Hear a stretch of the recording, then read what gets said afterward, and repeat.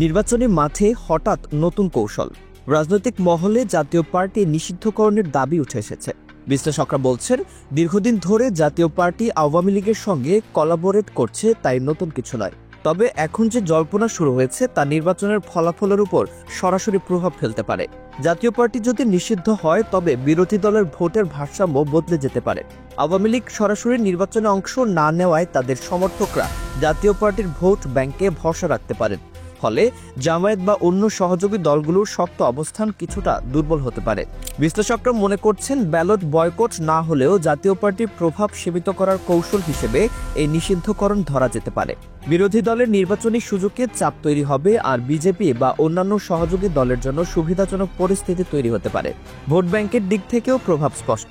জাতীয় পার্টি শক্তিশালী সেখানে বিএনপি বা অন্যান্য সহযোগী দলগুলোকে চ্যালেঞ্জের মুখোমুখি হতে হবে। এটি বড় দলগুলোকে নির্দিষ্ট আসনে সীমিত রাখার সুযোগ দেয়, যা নির্বাচনী কৌশলে গুরুত্বপূর্ণ।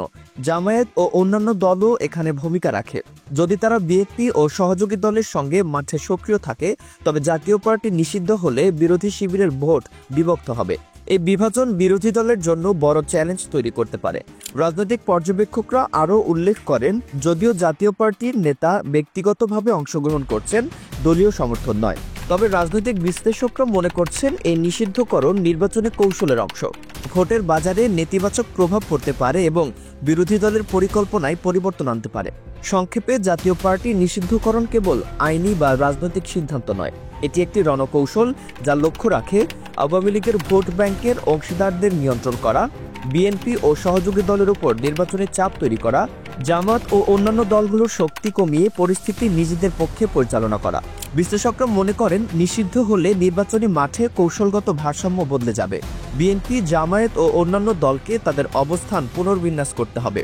ভোটারদের মনোভাব ও ভোট ব্যাংকও কৌশলগতভাবে কাজে লাগানো হবে। নির্বাচনী বিশ্লেষণে দেখা যাচ্ছে, এটি কেবল আইনি নয়, বরং ভোটের সংখ্যা, সিটের প্রতিযোগিতা এবং বিরোধী দলের কার্যক্রমে সরাসরি প্রভাব ফেলে। আসন্ন নির্বাচনের এই প্রভাব অত্যন্ত গুরুত্বপূর্ণ।